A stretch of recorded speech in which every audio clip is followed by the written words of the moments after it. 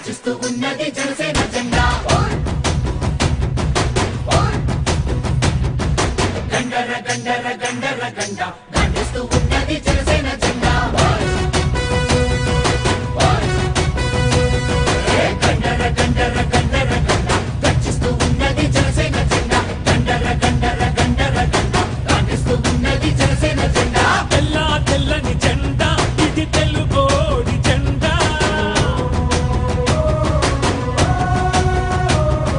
తెల్ల తెల్లని జెండా ఇది తెలుగోడి జెండా ఎర్రటి గుండెల జెండా మన ఎలుగెత్తే జెండా అణచబడిన బడుగులకి అండా దండా ఈ జెండా పట్టు జన సైనికుడా ఎత్తిన జెండా దించమాకు ఎప్పుడు ఎక్కడా ఈ జెండా పట్టు జన సైనికుడా ఎత్తిన జెండా దించమాకు ఎప్పుడు ఎక్కడా గండర గండర గండర గండ గర్జిస్తూ ఉన్నది జనసేన జెండా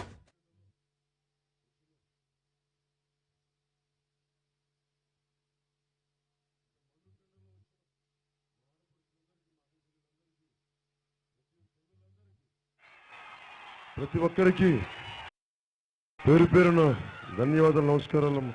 మండు టెంట్లో మీరు ఉన్నందుకు వద్దండి ప్లీజ్. నాకు సంతోషం లేదు, కళలు పడుతున్నాయి, అర్థం చేసుకో. మీ అందరికీ పేరున హృదయపూర్వక ధన్యవాదాలమ్మా. మీకు నా ఆధార తెలియజేసుకుంటున్నాను. మీకు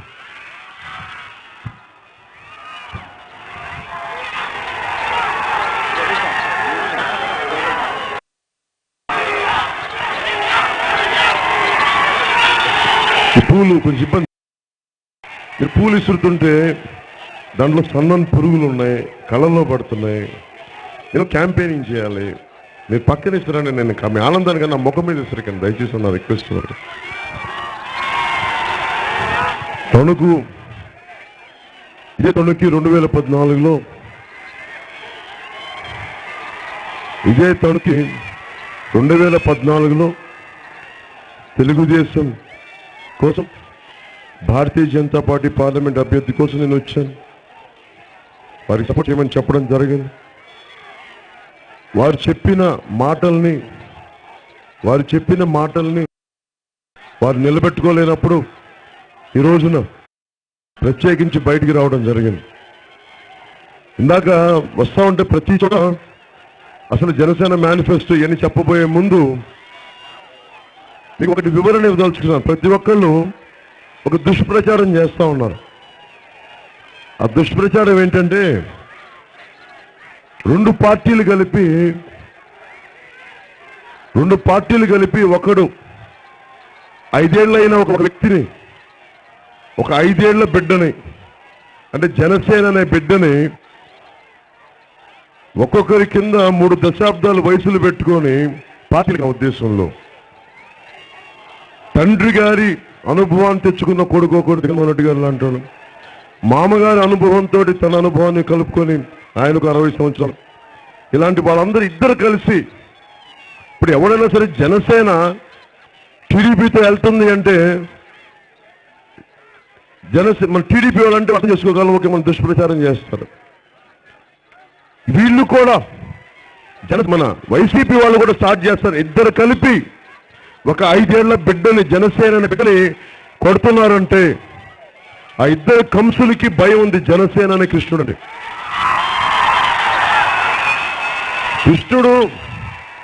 ఒక కంసుని ఎదిరించాలి. ఇక్కడ మన కురుక్షేత్రంలో ఇద్దరు కంసులు పట్టాలి.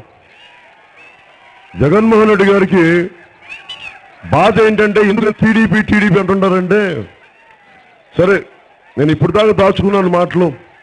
వాళ్ళకి ఏం లేదు, టీడీపీ వైసీపీ వాళ్ళకి ఏంటంటే వాళ్ళతో కలిసి నేను వెళ్ళాలంట. అది చెప్పాను లాంగ్ బ్యాక్. తెలంగాణ నాయకులు వైసీపీతో కలిసి వెళ్తే బాగుంటుందని సూచనలు ఇచ్చారు. నేను ఎవరితో వెళ్ళాలి, ఒంటరిగా వెళ్ళాలి, నా ఇష్టం. అది నేను వెళ్ళదలుచుకుంది బీఎస్పీతో వెళ్ళదలుచుకున్నాను, బహుజన్ సమాజ్ పార్టీ తోటి, సిపిఐతో వెళ్ళదలుచుకున్నాను, సిపిఎంతో వెళ్ళదలుచుకున్నాను తప్ప టీడీపీ తోటి వెళ్ళలేను తప్ప. కారణం అక్కసు అనే పదం కంటే కూడా వాళ్ళకి జగన్మోహన్ రెడ్డి గారు వైసీపీ నాయకులు కుళ్ళ వాళ్ళకి ఆ కుళ్ళోళ్ళకి ఎంత కుళ్ళుబోతులు అంటే ముఖ్యమంత్రి అంటే జగన్మోహన్ రెడ్డి గారే రావాలి, ఇంకెవరు రావద్దు. ఏం పవన్ కళ్యాణ్ అవ్వదు ముఖ్యమంత్రి అంటే ఏంటి? మీ ఇళ్లలో అదా దత్తత పెట్టుకున్నారా ముఖ్యమంత్రి స్థానం? రాజకీయాలు ఏం మీ ఇళ్లలోనే ఉండాలా? వైఎస్ కుటుంబీకుల్లోనే ఉండాలా? వెళ్ళి పులివెందుల కుటుంబీకుల్లోనే ఉండాలి రాజకీయం? వెళ్ళి నారావారి పల్లె కుటుంబీకుల్లోనే ఉండాలా? ఏం మామూలు సామాన్యుల కుటుంబీకులు రాజకీయం ఉండకూడదా? 2009లో PRP వచ్చినప్పుడు ఇలాగే ఈ పనికి మాలిన దుష్ప్రచారాలు తప్ప ఈ దుర్మార్గులు ఇద్దరికి పనికి మాలిన దుష్ప్రచారాలు. అరే కోట్లు వదిలేసుకున్న వాళ్ళం మీరు ఒకరిని అడ్డగోలుగా వాడి, జగన్మోహన్ రెడ్డి అడ్డగోలుగా మనుషుల్ని వాడి 5 సంవత్సరానికి ట్రిప్పులో ఒకరిని వాడి ఎవరికి ఇంకొకరెవరికి టికెట్లు ఇచ్చి మీరు టికెట్లు అమ్ముకుని మీరా నన్ను మాట అనేది? నేను మగాడిని, మాట మాట్లాడితే దమ్ముగా బయటకు వచ్చి మాట్లాడతాను.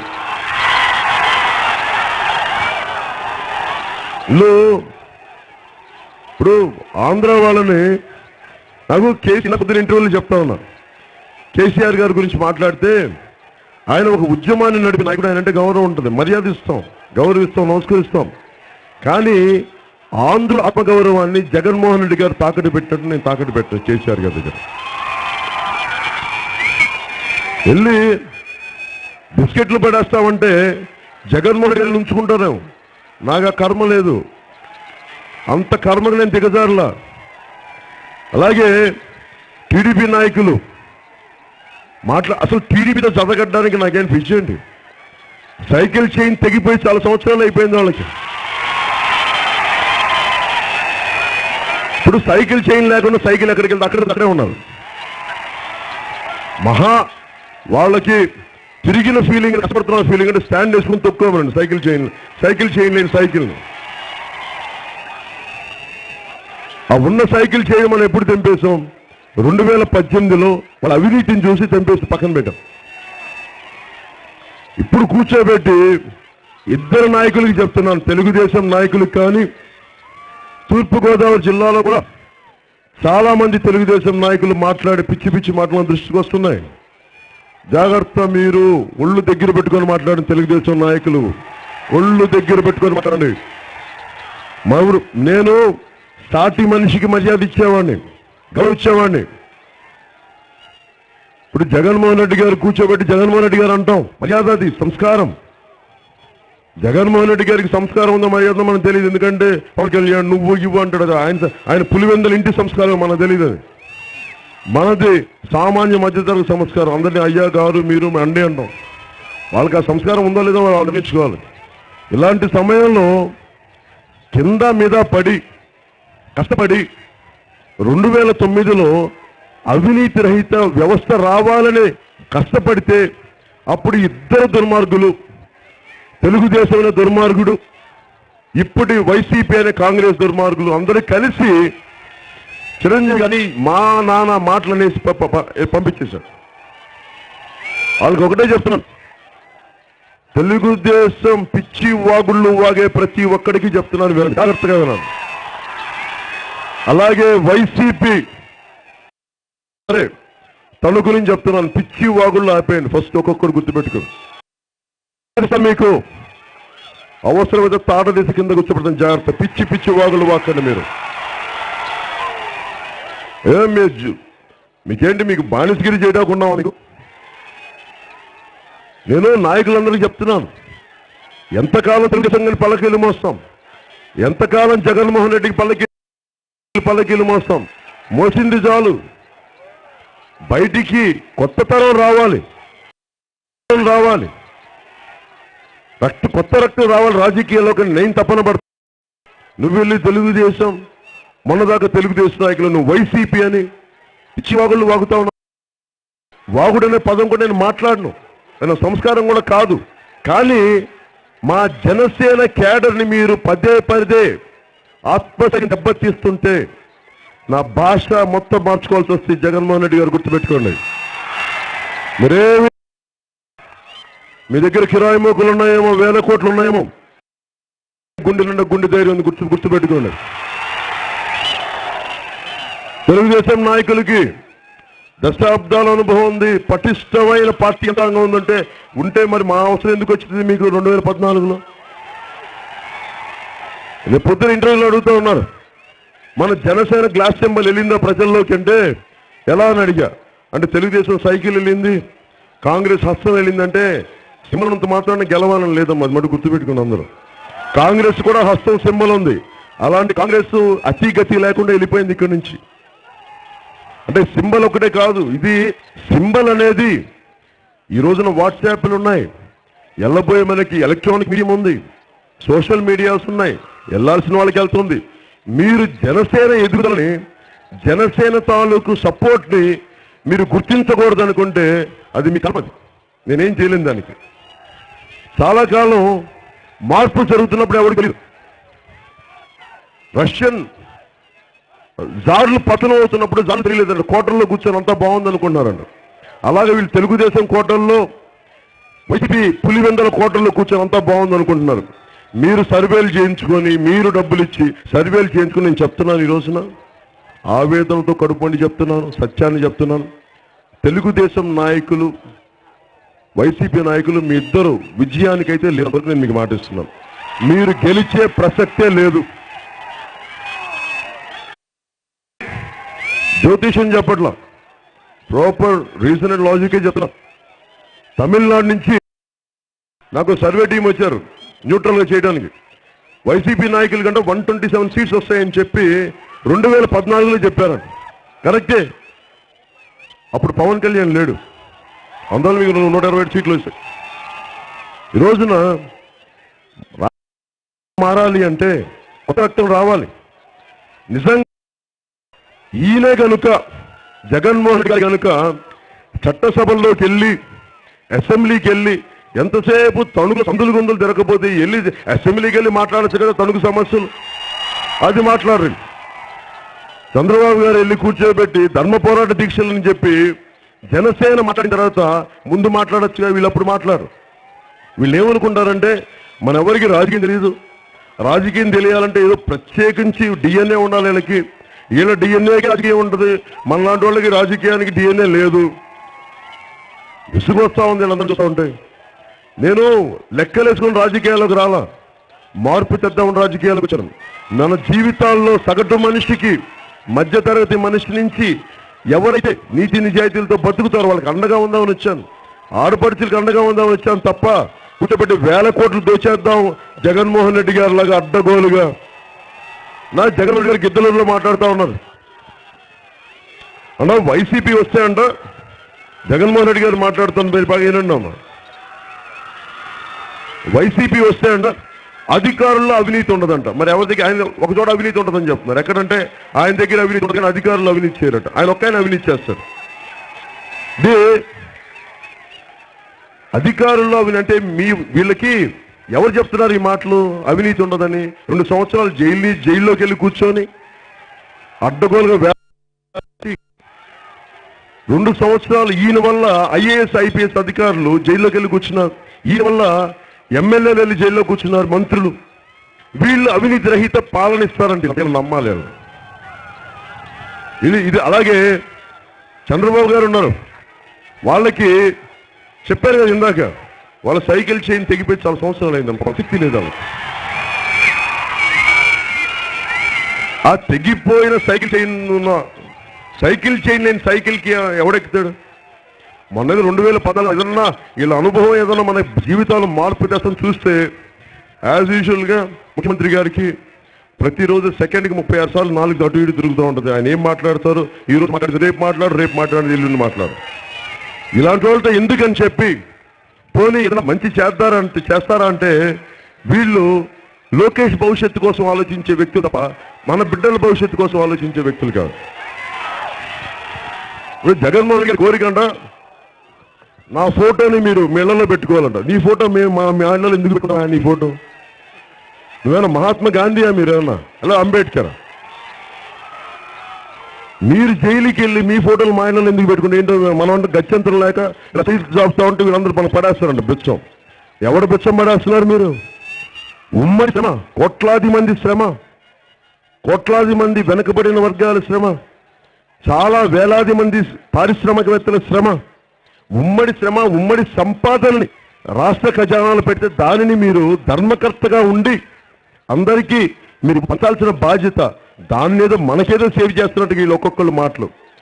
ఇది జగన్మోహన్ రెడ్డి గారికి కానీ వైసీపీ నాయకులందరికీ మీరు బడా చోటా మోటా మీరు గల్లీస్తా ఎవడైనా సరే వాళ్ళకి తెలుగుదేశం నాయకులు ముఖ్యమంత్రి గారి దగ్గర నుంచి సామాన్య తెలుగుదేశం కార్యకర్తలు కూడా చెప్తున్నాం, ఇది 2009 కాదు 2019 గుర్తుపెట్టుకోండి.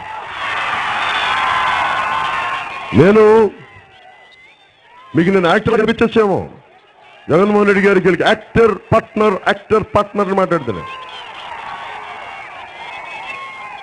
జగన్మోహన్ రెడ్డి గారు భారతీయ జనతా పార్టీ అనేది మనకి స్పెషల్ కేటగిరీ స్టేటస్ ఇవ్వాల. దానికి తోడు ఆయన అమిత్ షా వెళ్ళి ఇక్కడి నుంచి ఢిల్లీకి వెళ్ళి కేసుల నుంచి బయటపడేయమని అమిత్ షా కాళ్ళు పట్టుకుంటాడు. ఆయన వెళ్ళి వాళ్ళకునేవాడు మన ఆంధ్రుల ఆత్మగౌరవాన్ని ఎలా కాపాడుతాడు. వెళ్ళి మనల్ని బూతులు తిట్టిన కేసీఆర్ గారిని వెళ్ళి వాళ్ళ బిస్కెట్లు పడేస్తే ఆయన దగ్గరికి వెళ్ళి ఏరుకుంటాడేంటి? అరే ఆంధ్రుల ఆత్మగౌరవం కాపాడలేని వాడు ఆంధ్రప్రదేశ్ ముఖ్యమంత్రి ఎలా అవుతాడు?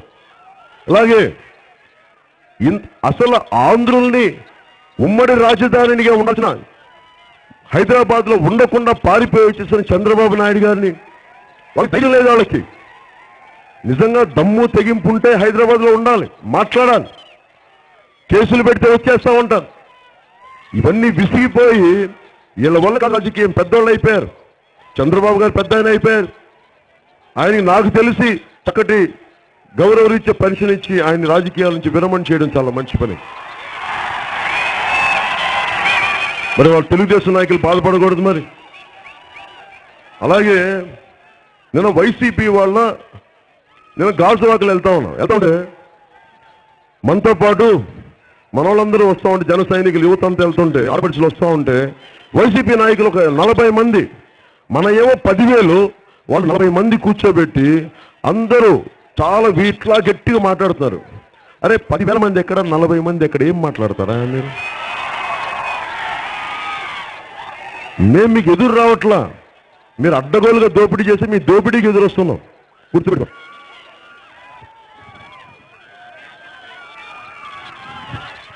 ఈ తణుకు విపరీతమైన పారిశ్రామిక అభివృద్ధి జరగాల్సినంత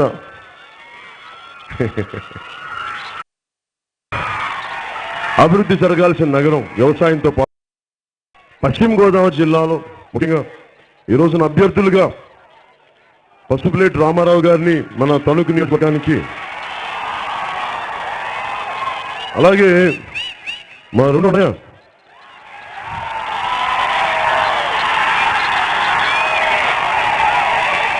నర్సాపురం పార్లమెంట్ అభ్యర్థిగా పోటీ చేస్తున్నాం. అంటే నేను వీళ్ళెవరిని అసలు యాక్చువల్ నాగబాబు గారిని రాజకీయాల్లో రామని చెప్పలా. నాకు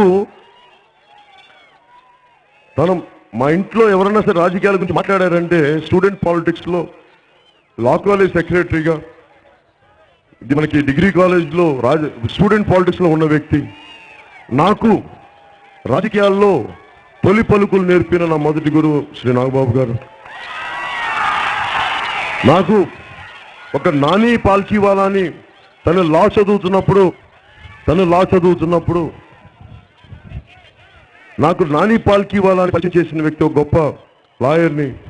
అలాంటి వ్యక్తి రాజకీయాల్లో రావాలని కోరుకుంటే నేను ఏదో ఒక పర్టికులర్ సందర్భంలో ఎవరు కుదరకపోతే అడిగాను, మీరు వస్తారు రాజకీయాలకి, పార్లమెంట్ నర్సాపూర్ పార్లమెంట్ అభ్యర్థిగా చేయడానికంటే ఒక 24 గంటలు ఆలోచించి నిర్ణయం తీసుకున్న మా రెండో నాగబాబు గారికి సభాముఖంగా మనస్ఫూర్తిగా మీకు ధన్యవాదాలు తెలుపుకుంటున్నాను.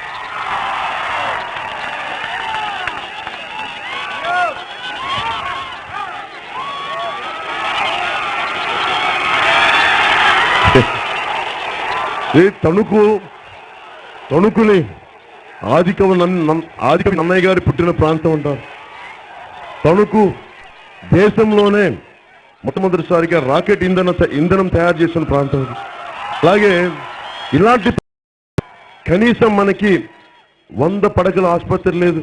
అలాగే నది పూర్తి చేసి వీళ్ళు రోడ్లు వేసేసుకుంటున్నారు మన తణుకు ప్రాంతంలో.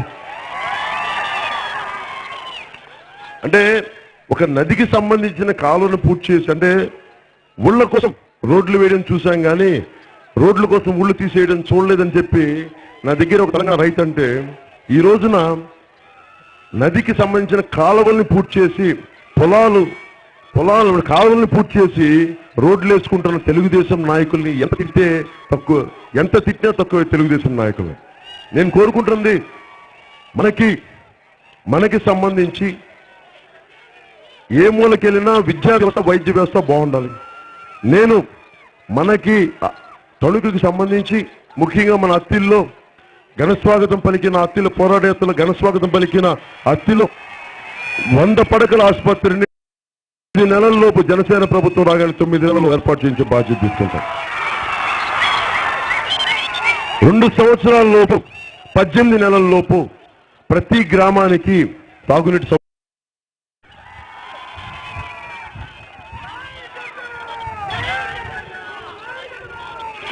అలాగే పశ్చిమ గోదావరి జిల్లాలంటే తెలంగాణ నాయకులకి వాళ్ళు మన గోదావరి జిల్లాలను చూపించి పచ్చటి గోదావరి కలగలపారే గోదావరి, పచ్చటి పంట పొలాలని చెప్పి ఈరోజు గోదావరి పాడుతున్నది లేకుండా మనం తాగడానికి ఇబ్బంది పడతా ఉన్నాయి. అలాంటి గోదావరికి తాగునీటి సౌకర్యం 10 నెలల్లో అన్ని గ్రామాలకి కల్పించే బాధ్యతను, అలాగే తెలుగుదేశం మీద విసిగేంటంటే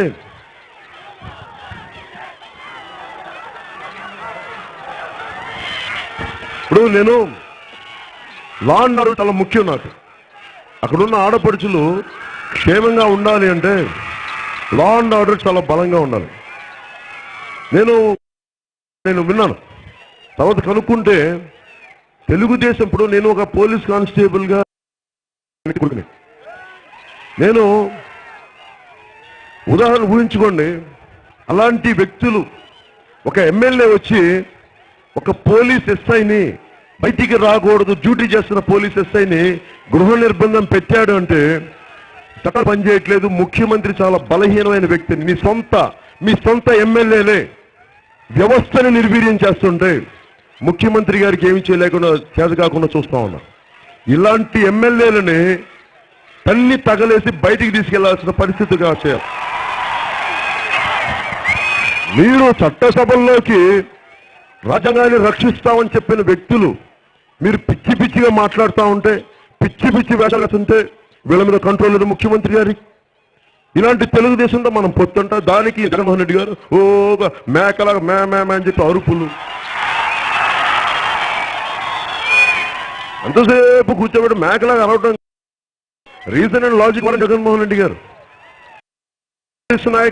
నాయకులు కాకిలాగా అరుస్తూ ఉంటారు, వీళ్ళు మేకల్లాగా మే అని చెప్పేసి ఎంతసేపు మీ ఇద్దరు కలిసి మా మీద పట్టమే ఏదో వేడుపు.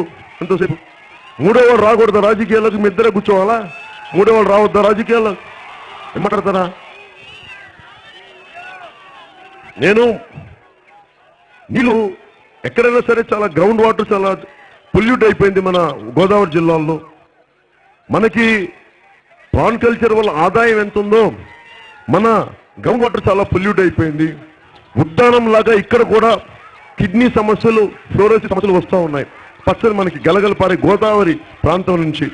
అందుకని ఇక్కడ ముందుగా గ్రౌండ్ వాటర్ని అంటే జీరో డిశ్చార్జ్ తోటి ఉండే ఆక్వా పరిశ్రమలన్నింటినీ జీరో డిశ్చార్జ్ చేసే టెక్నాలజీ ఉంది. వాటన్నిటినీ అప్లై చేసి వారికి అవసరమైతే తక్కువ రుణాలతో, తక్కువ వడ్డీలతో రుణాలు ఇచ్చి జీరో డిశ్చార్జ్ ఉండే ఆక్వా పరిశ్రమల్ని మనకి అండగా ఆక్వా పరిశ్రమలకి. ఎందుకంటే నీరు కలుషితం అయిపోతుంది. 1000 కోట్లు ఇచ్చినా కొనలేనిది తాగునీరు, 1000 కోట్లు ఇచ్చినా తిరిగి రానిది కలుషితమైనగా మనకి కలుషితమైన గాలి. వీటిని దృష్టిలో పెట్టుకొని పరిశ్రమలకి అండగా ఉంటూనే ఆక్వా పరిశ్రమలకి జీరో డిశ్చార్జ్ ఉండే పొల్యూషన్ చేసే టెక్నాలజీని ప్రతి పారిశ్రామికవేత్తకి, ప్రతి రొయ్యల సాగులు చేసే ప్రతి రైతులకి మేము అండగా ఉంటామని తెలియజేసుకుంటాం.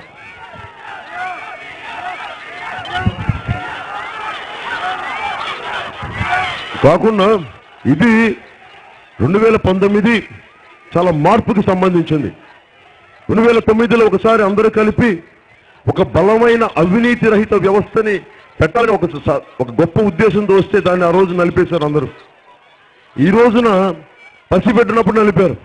దెబ్బలు తిని వచ్చిన వాళ్ళం తాడి చెట్టు లోతుల్లోకి వెళ్ళిన తర్వాత ఈ రోజున బయటకు వచ్చి నుంచొని మాట్లాడుతున్నాం మీ ముందు. ఈ రోజున ఇది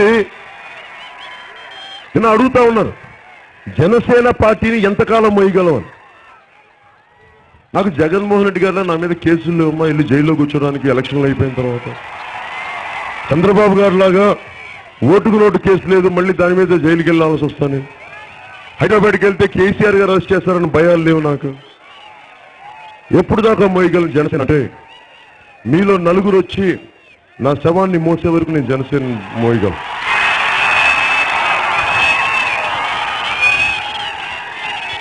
అలాగే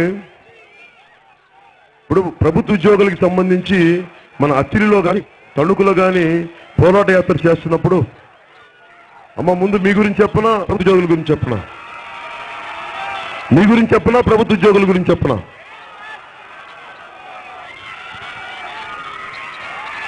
ఓకే, ఆడపడుచుల గురించే మాట్లాడతాను ఫస్ట్. ఆడపడుచులకి ముందు ఇది కనిపించదు, మళ్ళీ మాట్లాడతాను. మా ఆడపడుచులకు సంబంధించి మన మామూలు ఒక మధ్యతరగతి దిగువ మధ్యతరగతి ఆడపడుచు నాకు చెప్పింది, సిలిండర్లు కొనుక్కోలేకపోతున్నామంటే సంపాదనకి ఆదాయానికి పరిమితులు లేకుండా ప్రతి కుటుంబానికి 10 గ్యాస్ సిలిండర్ల నుంచి గ్యాస్ సిలిండర్ ఉచితంగా సంపాదనకి సంబంధం లేకుండా ప్రతి కుటుంబంలో ఉన్న ఆడపడుచుకి మేము అందజేస్తాం. అలాగే 2,500 రూపాయల నుంచి 3,500 రేషన్ తీసేసి ఆ నగదుని మా ఆడపడుచుల అకౌంట్లోకి వేసి పెడతాం. నాకు ఆడపడుచులంటే ఎందుకు ఇష్టం, ఎందుకు గౌరవం అంటే మీరు లేకపోతే సృష్టి లేదు, మీరు లేకపోతే జగజ్జనని లేదు. అలాంటి మీరు శక్తి రూపాలు, మీరు తల్లి రూపాలు, మీరు మిమ్మల్ని మేము చూసుకోకపోతే ఇంకెవరిని చూసుకుంటాం.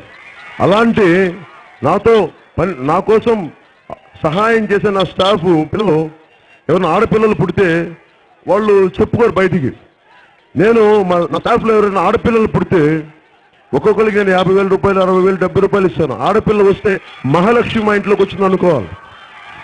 అలాగా సంబంధం లేకుండా అందరికీ 10వ తరగతి చదివిన ఏ ఆడపడుచైనా 18 సంవత్సరాలు నిండిన ఆడపడుచు పెళ్లికి సిద్ధమవుతుంటే అలాంటి ఆడపడుచుకి తల్లిదండ్రులతో పాటు ప్రభుత్వం కూడా ఇంకో పెద్దలు అండగా ఉండాలని నిర్ణయించుకుంటూ ₹1,00,000 వారికి పెళ్లికి ఆడపడుచుల పెళ్లికి మహాలక్ష్మి, మా ఇంటి మహాలక్ష్మిని పథకం తీస్తున్నాం. అలాగే చీరా సారా అని చెప్పి 10,116 ఒట్టి చేతులతో వెళ్లకుండా మా ఆడపడుచులకి వారు ఏం కొనుక్కోవాలని చెప్పి డబ్బు కావాలంటే డబ్బు ఇష్టం, లేదంటే చీర ఇవ్వాలి ప్రభుత్వం నుంచి అంటే పెద్దన్నగా మీకు చీరా సారా ఇచ్చి మీ అత్తంటి వారికి పంపించే బాధ్యత మేము తీసుకుంటాం.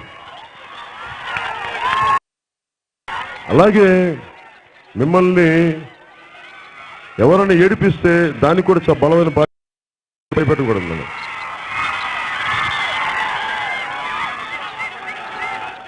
అలాగే పశ్చిమ గోదావరి జిల్లాలకు సంబంధించి దాదాపు 5,000 కోట్ల పెట్టుబడి పెట్టి వ్యవసాయ ఉత్పత్తులకు సంబంధించిన మార్కెట్స్ కానీ అలాగే శీతల గిడ్డంగులు కానీ ఇవన్నీ 5,000 కోట్ల పెట్టుబడితో మన వ్యవసాయ ఉత్పత్తుల్ని మన రైతాంగానికి అండగా ఉంటాం. అలాగే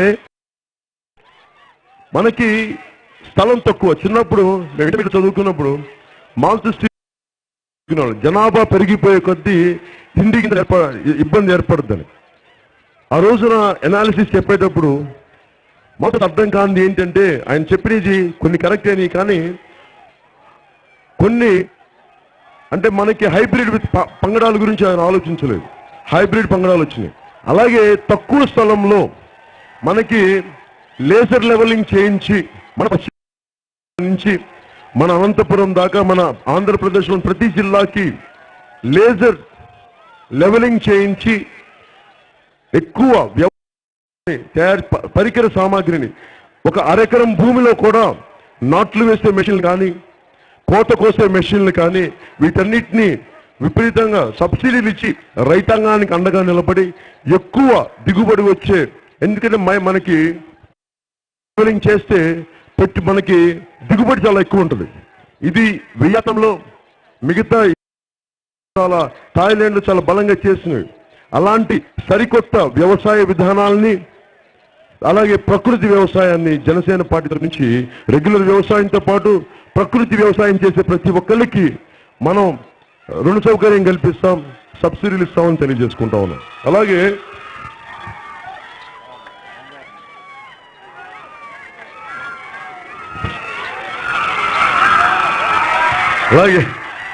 అలాగే ఏదో ఒక జ్యువెలరీ షాప్ యాడ్ చూస్తూ ఉంటాను. ఆ జ్యువెలరీ షాప్ యాడ్లో మనకి ఎవరికి డబ్బులు కొరికారో బంగారాన్ని చూసుకోండి, బంగారం జాగ్రత్త అని చెప్తా ఉంటాం. సరే ఇల్లు వాళ్ళ జ్యువెలరీ షాప్లో పెట్టడం ఎందుకు? వడ్డీలు ఎక్కువ కట్టడం దేనికి? ఇంట్లో ఒక నగ ఉంటే ఒకసారి అవసరానికి పనిచేస్తుంది. అందుకని తక్కువ మిమ్మల్ని సేవ్ చేయాలని, మిమ్మల్ని రక్షించాలని పావుల వడ్డీతోటి మీ నగల్ని ప్రభుత్వ బ్యాంకుల్లో ఇస్తే పావుల వడ్డీకి మీరు బంగారం కుదోపెట్టే రుణ సౌకర్యం తీసుకొని డబ్బులు వచ్చినప్పుడు మీరు తిరిగి అత్యంత తక్కువ వడ్డీతోటి మీరు తిరిగి మీ నగలు తీసుకునే బాధ్యత బయట వాళ్ళు మిమ్మల్ని వేధించకుండా పెట్టిన నగల్ని వడ్డీలు మిమ్మల్ని తినేయకుండా మిమ్మల్ని అండగా ఉండడానికి నగలతో బంగారు నగలతో పావుల వడ్డీ రుణ పథకాన్ని ప్రవేశపెట్టిన జనసేన పార్టీ తరపు నుంచి.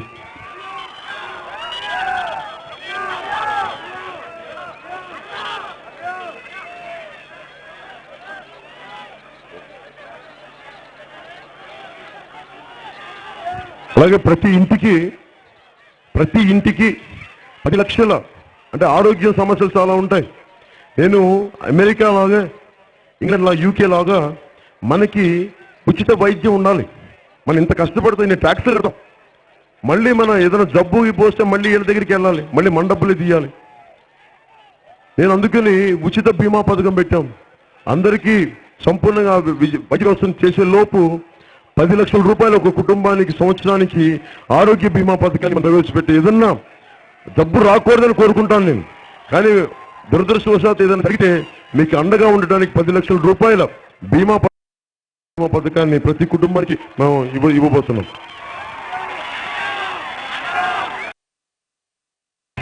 సిపిఎస్ కాంట్రిబ్యూటరీ ఉద్యోగులకు సంబంధించి కాంట్రిబ్యూటరీ పెన్షన్ స్కీమ్, నేను ప్రభుత్వ ఉద్యోగ కొడుకుని. కాంట్రిబ్యూటరీ పెన్షన్ స్కీమ్ ప్రకారం వీళ్ళు ప్రభుత్వం కొంత ఉద్యోగులు కొంత నెల జీతాన్ని పక్కన పెడితే అది ప్రభుత్వం ఏం చేయాలి, దాన్ని మార్కెట్లో పెట్టుబడి పెట్టి వాళ్ళకి ఎక్కువ డబ్బులు ఇవ్వాలి వాళ్ళకి. కానీ చంద్రబాబు గారు 58 నుంచి 60 ఏళ్ళకి ఎందుకు పెంచారు రిటైర్మెంట్ అంటే, ఆ రిటైర్మెంట్ ఎందుకు పెంచారంటే డబ్బులు లేవు. ఆ డబ్బుల్ని ఆయన సరదాలకు వాడుకుంటారు. ఆయనకి ఏమంటే పుష్కరాలలో ఇంకో సరదాలు ఉన్నాయి కొన్ని ఆయనకి. అలాంటి సరదాలకు వాడుకోవడానికి ప్రభుత్వ ఉద్యోగాలకు కావాల్సిన డబ్బులు ఎడాపెడా వాడేశారు. అందువల్ల మళ్ళీ వీళ్ళకి 3 లక్షల ఉద్యోగాలు ఎందుకు ఇవ్వలేదు యువతకి అంటే, మీకు జీతాలు ఇస్తే మళ్ళీ ఆయన సరదాలు తీరు.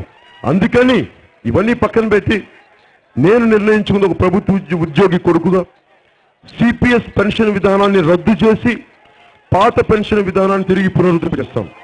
ఎందుకంటే ఒక ప్రభుత్వ ఉద్యోగ కొడుకు ఎంత మా నాన్న పెన్షన్ మీద తల్లిదండ్రులు ఉద్యోగం చేసే తల్లి కానీ బిడ్డలను అడగాలనుకో, వారి పెన్షన్ వాళ్ళకి ఆధారం. అలాంటి పెన్షన్ని పాత పెన్షన్ విధానాన్ని తిరిగి పునరుద్ధరిస్తామని తెలియజేసుకున్నా. అలాగే జనసేన ప్రభుత్వం వచ్చిన 6 నెలల్లో 3 లక్షల ఉద్యోగాలని ప్రభుత్వ ఉద్యోగాలను భర్తీ చేయించే బాధ్యత నేను తీసుకుంటాను.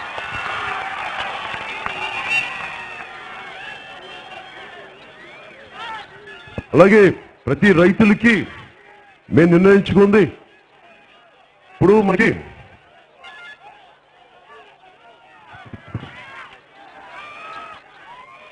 ఉదాహరణకి తణుకుకి ఎమ్మెల్యే ఒక్కలైనా 2-3 ఎమ్మెల్యేలు అంటారు మన తణుకి. ఒకడు ప్రాక్సీ ఎమ్మెల్యే, ఇంకొకడేమో కూర్చోబెట్టి సపోర్టింగ్ ఎమ్మెల్యేలా ఉంటారు. వీళ్ళందరూ కాకుండా ఇలాంటి వాళ్ళకి కూడా పెన్షన్ విధానం ఉంటుంది. ఒకరోజు అసెంబ్లీకి వెళ్తే వీళ్ళకి కూడా డబ్బులు వస్తాయి. అసెంబ్లీకి వెళ్ళని జగన్మోహన్ రెడ్డి గారికి కూడా పెన్షన్ వస్తాయి. కానీ జగన్మోహన్ రెడ్డి గారికి అన్నం పెట్టే రైతుకి పెన్షన్ లేదు.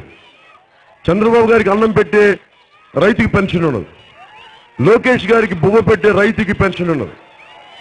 అలాంటి రైతుకి సాటి రైతుని కష్టం తెలిసిన వాడిని కాబట్టి అలాంటి 60 సంవత్సరాలు నిన్న ప్రతి రైతుకి మేము 5,000 రూపాయలు పెన్షన్ అందజేస్తున్నాం ప్రతి నెల. ఇది ఎక్కువ తక్కువ అనే ఉద్దేశం కాదు. రైతు కష్టపడ్డ తర్వాత గిట్టుబాటు ధర లాభసాటి ధర రాకపోతే చచ్చిపోతాం అనుకుంటారు. అలాంటి చచ్చిపోకూడదని తెలుగుదేశం ప్రభుత్వం కానీ జగన్మోహన్ రెడ్డి గారు ఏం చేస్తారు, మీకు హెల్ప్ సెంటర్స్ పెట్టండి, మీకోసం కాల్ సెంటర్స్ పెడతామండి, మీరు ఎప్పుడన్నా ఆత్మహత్య ఆలోచిస్తే మాకు ఫోన్ చేస్తే వాళ్ళు కౌన్సిలింగ్ ఇస్తారు. ఆకలిగా ఉన్నవాడికి అన్నం పెట్టాలి, అంతేగాని కూర్చోబెట్టి నేను కౌన్సిలింగ్ లేటెస్ట్ స్టేజ్లో ఉండాలి. ముందు ఆకలికి అన్నం పెట్టి తర్వాత కౌన్సిలింగ్ ఇవ్వాలి. మేము రైతుకి 5,000 రూపాయలు పెన్షన్ ఇస్తున్నామంటే మేము మీకు భరోసా ఉన్నాం. దయచేసి మీరు ఆత్మహత్య అనే థాట్ ఆలోచన రానివద్దని చెప్పడానికి మేము 5,000 రూపాయలు పెన్షన్ పెట్టా ఉన్నాం. అలాగే నేత కార్మికులు కానీ 5,000 రూపాయల పెన్షన్ పథకాన్ని, అలాగే మత్స్యకారులకి 58 సంవత్సరాల ప్రతి మత్స్యకారులకి 5,000 రూపాయల పెన్షన్, అలాగే 300 రోజులు పని దినాలు మత్స్యకారులకి, వేట నిషేధ సమయంలో వారికి 500 రూపాయలు ఇచ్చే డబ్బులు. అలాగే మనకున్న సమస్య ఇందాక ఆచంట్లో మాట్లాడుతూ ఉంటే ప్రతి ఒక్కరు ఉన్న సమస్య ముఖ్యంగా రోజ్గార్ యోజన గృహాలు ఉన్నాయి. ఇవి కాకుండా సగటు మధ్యతరగతి దిగువ మధ్యతరగతి కుటుంబాలకి సొంత ఇంటి కలని నెరవేర్చడానికి జనసేన ప్రతి నియోజకవర్గంలో దాదాపు 10,000 ఇళ్ళని గృహ సముదాయాలు నిర్మించే బాధ్యత, సొంత ఇంటి కళని కష్టపడే వాళ్ళందరికీ సొంత ఇల్లు ఉండాలన్నది మా ఆకాంక్ష, మా ఆశయం. ప్రతి నియోజకవర్గానికి ముందస్తుగా 10,000 సామాన్య దిగువ మధ్య తరగతి కుటుంబాలకు కూడా, పేద వర్గాలతో పాటు దిగువ మధ్య తరగతి వర్గాలకు కూడా బహుళంతస్తుల భవనాలు ఉండాలని మేము ఆ విధంగా మేము మేనిఫెస్టోలో పెట్టుకున్నాం. దాన్ని తెలియజేస్తున్నాం.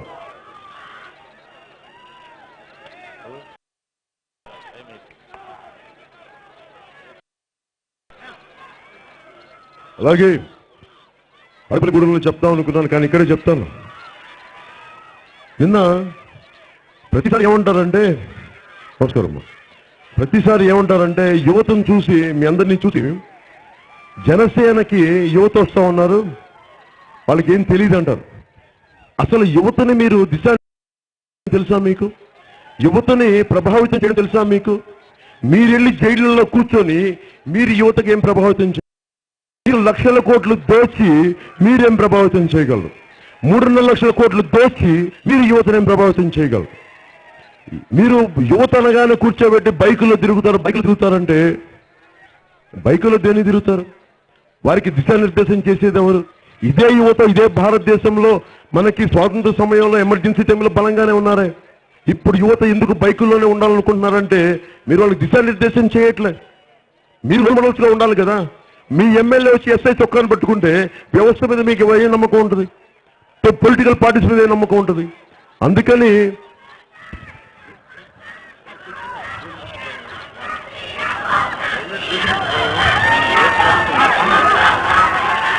ఇప్పుడు నేను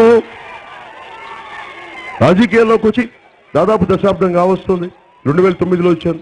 దానికి ముందు ఎందుకు పవన్ కళ్యాణ్కి ఇంత యువత ఉంటారంటే, పవన్ కళ్యాణ్ ఎంతసేపు ఏదో ఒకటి మీకు మంచి జరగాలని ఆలోచించేవాడు తప్ప, నా వల్ల 10 మంది ఎడ్యుకేషన్కి వెళ్ళారు, 10 మంది జాగ్రత్త పడ్డారు. నేను ఒక మాట చెప్పి మా అన్నదమ్ములకి బైక్ సౌండ్లు తగ్గించమంటే తక్కువ ఒక మాటని తగ్గించేశారు మా అన్నదమ్ములు, మా జన సైనికులు. ఇప్పుడు నేను మీకు ఎలా దిశానిర్దేశం చేయగలను అనుకుంటే మనం వెటకారం చేసే వాళ్ళందరికీ. నేను నిన్న వీరవాసనం చూశాను. ప్రతి చోట మనకి వీరుడు చీర ఉంటుంది. ముఖ్యంగా రాయలసీమ, నెల్లూరు, ప్రకాశంలో తిరిగిన వాడిని కాబట్టి మనకి ఇక్కడ ఉంటుందో తెలియదు సంస్కృతి. వీరుడు చీర అని ఉంటుంది. ఆ ఊళ్ళల్లో రాజుల కోసం చేసిన, చనిపోయిన, త్యాగం చేసిన వీరులకి శిలాఫలకాలు చేసి పెడతారు. ఆయన పేరు ఏ యుద్ధంలో చేశాడని. అంటే ఊరి తాలూ గొప్పతనాన్ని చెప్పడం, ఆ ఊర్లో మహానుభావులు ఎంత పుట్టారు. ఈ రోజు ఏదైనా పథకం పెడితే చంద్రన్న బీమా పథకం, జగనన్న హామీ పథకం, జగనన్న దోపిడీ పథకం, జగనన్న రౌడీ పథకం, ఇవి వీళ్ళ పేర్లు. నేననేది ఏంటంటే మన నాయకుల పేర్లు పెడదాం. ఒక క్యాంటీన్ పేరు పెట్టాల్సింది, డొక్కా సీతమ్మ గారి క్యాంటీన్ పేరు పెడదాం. మరి యువతకి ఏం పెట్టాలి? నేను యువతకి ఏం చేయదలుచుకుంటుంది, ప్రతి మండలానికి 10 ఎకరాల్లో దేశభక్తి ప్రాంగణం మనకి ప్రాంగణం ప్రారంభిస్తాం. ప్రతి మండలంలో 10 ఎకరాలు యువత కోసం, యువతీ యువకుల కోసం దేశభక్తి ప్రాంగణం. ఇక్కడ మన సంస్కృతి, మన దేశ సంస్కృతి, మన కోసం స్థానిక నాయకులు ఎవరు త్యాగాలు చేశారు, నన్నయ్య పుట్టిన తణుకులాగా ఇలా మన మండలంలో నన్నయ్య పుట్టారు, ఆయన ఏం చేశారు, ఆయన గొప్పతనం చెప్పడం, దేశభక్తిని పెంపొందించడం, మీకు ఎలాంటి సమాజం కావాలనేది దిశానిర్దేశం చేయడం ఈ ప్రాంగణం తాలూకు ముఖ్య లక్షణాలు. దీనిని అలాగే సంస్కృతి మీరు ఏదైనా విధి తెచ్చుకుంటారంటే ఇది ప్రభుత్వ విధానాల్లో పెట్టబోతున్నాం.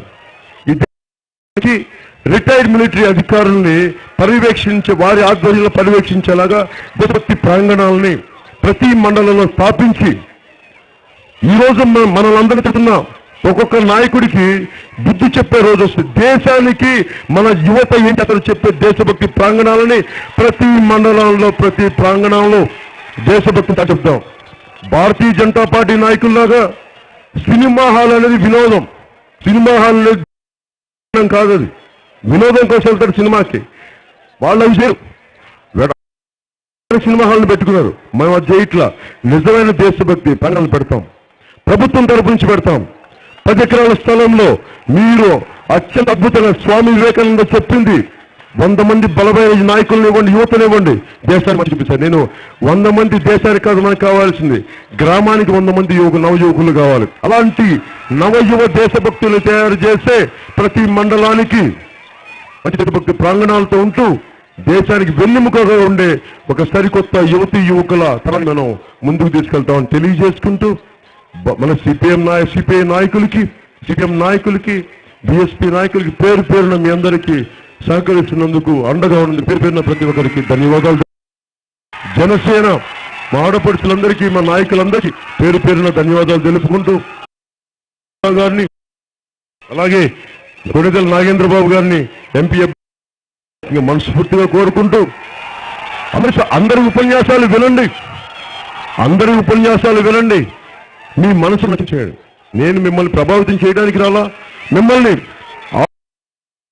తెలియజేసుకుంటూ మీ అందరికీ ధన్యవాదాలు తెలుపుకుంటూ ఒక్కసారి నన్నయ్య ప్రాంతం నుంచి భారత మాతకి జయజయలు పలుకుతూ ఒకసారి సభను ముగితాం. భారత్ మాతాకి జై హింద్.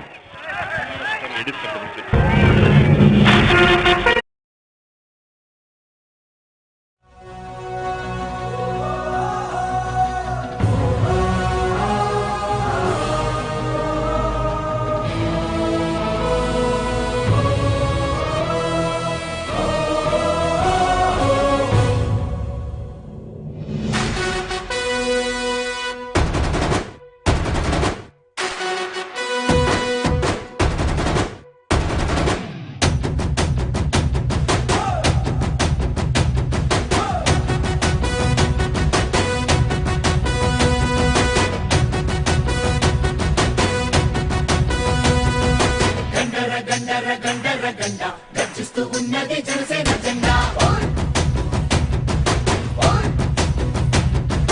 గండర గండర గండర గండ గర్జిస్తూ ఉన్నది జనసేన జెండా.